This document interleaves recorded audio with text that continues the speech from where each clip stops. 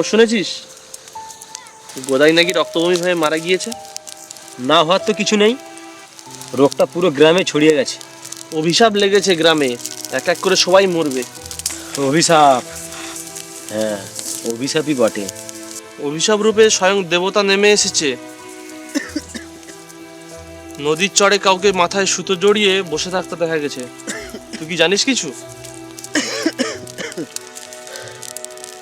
কিছু কিছু জিনিস আছে জানলেও দেখতে নেই। তার মানে তুই কি কিছু জানিস? হরেন হরেন হরেন, ওই যা। ওইটাই। ও, ওইটা মানে? ওইটা কি? যেটা ওখানে থাকার কথা না। মানে চল ধরবো।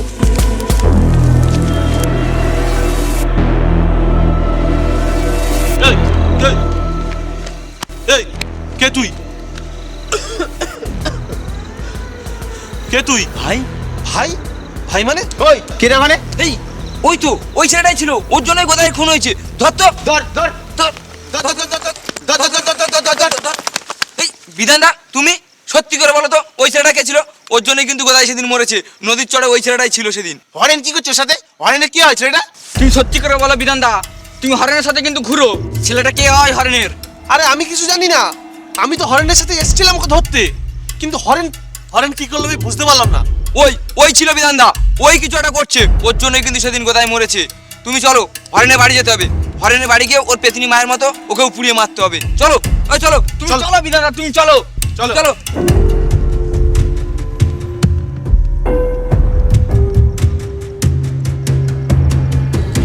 আমার কাছে জ্বালিয়ে মেরে দেবো, দেখ।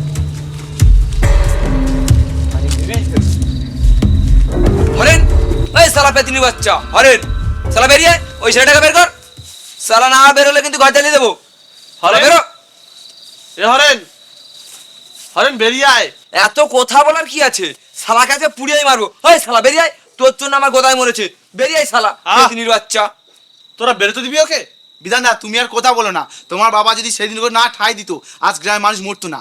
ঠিক ঠিক, সেদিন যদি না তোর বাবা ঠাই দিত, আজকে আমরা গোদাইকে হারাতাম না, আর এই দিনটা আমাদের দেখতে হতো না। ঠিক ঠিক ঠিক, ওদের দুটো কাছে জ্বালিয়ে মারবো। বিধানদা, তুমি যদি এর মধ্যে এসেছো, তোমাকে কিন্তু ছেড়ে কথা বলবো না।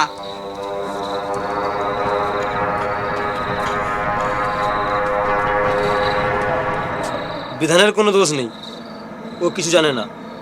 সব আমি জানি, সব আমার দোষ। ছেলেটা কে? তুই চিনিস ওকে? কই, তুই তো আমাকে বলিসনি। ও আমার ভাই। আর তোকে কি বলবো? তোকে বললে তুই কিছু করতে দিতিস? কিছু করতে দিতিস মানে? তুই কি করেছিস? কি রে, চুপ করে আছিস কেন তুই? এই লাঠিটা দে তো, লাঠিটা দে। এই আগুন দে তো, আগুন দে। শালা কাছে জ্বালিয়ে দি। শালা আমার জানতো না, শালা আজ গোলা নামিয়ে দি। শালা পেতনির বাচ্চা। আহ, আমি কিছু শুনছি তো, শুনতে দে আমাকে। কি রে, তুই চুপ করে আছিস কেন? বল কিছু, আমি জিজ্ঞেস করছি তো কিছু। কয়েক মাস আগে আমি নদীর ধারে গিয়েছিলাম। ওখানে গিয়ে দেখি ও পড়ে আছে। মায়ের সাথেও আগুনে পুড়ে গিয়েছিল।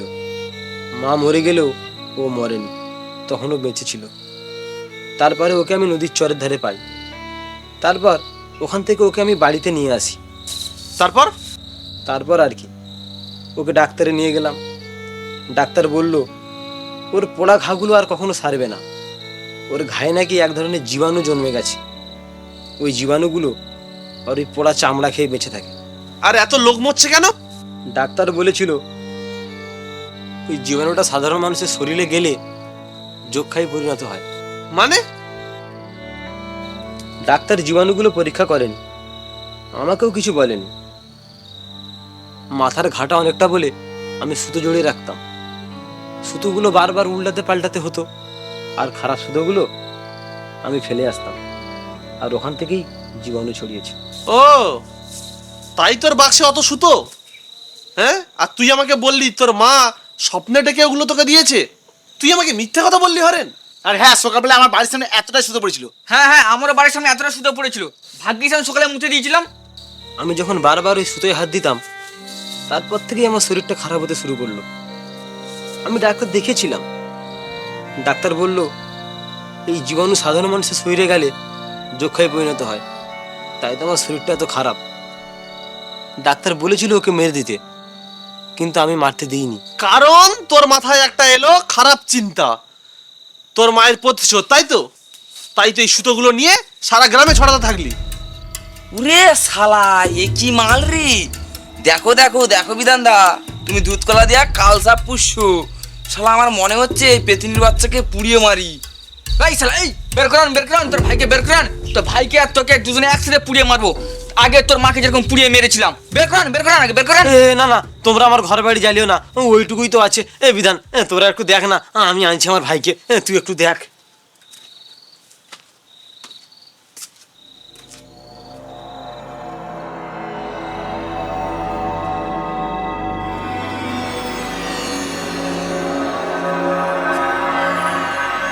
এই যে আমার ভাইকে বের করে এনেছি।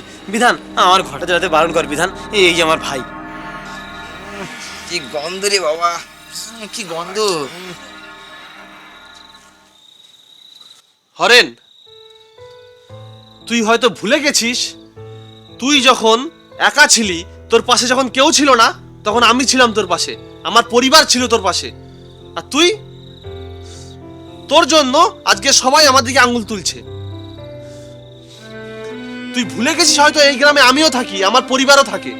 আজ তোর জন্য পুরো গ্রামটা শ্মশান হতে বসেছে। তুই পারলি এটা করতে? তোকে বন্ধু বলতে আমার ঘেন্না করছে। আমার কিছু করার ছিল না রে, মায়ের চিৎকারটা তো আমি ভুলেই গেছিলাম, কিন্তু কিন্তু আমার ভাইকে দেখে আমি নিজেকে ধরে রাখতে পারিনি। আমি জানি না কোথা থেকে কি হয়ে গেল, আমি বুঝতে পারিনি রে। মার শালাদের মার, জ্বালিয়ে দিলে শালাদের, জ্বালিয়ে দে। চোরের মায়ের বড় গোলা। আহ, আমি তোমাদেরকে বলছি, মানছি হরেনের দোষ আছে, কিন্তু তোমরা একবার যে দোষটা করেছো আবার সেই দোষটা করবে? তুমি কি বলতে চাইছো বিধানদা? ওকে ছেড়ে দেই আর আমরা মরি? না, ও এই গ্রাম ছেড়ে সারা জীবনের মতো চলে যাবে, আর জীবনে ফিরে আসবে না এখানে। আর এটাই আমার শেষ কথা। কিন্তু আমি যাব কোথায়?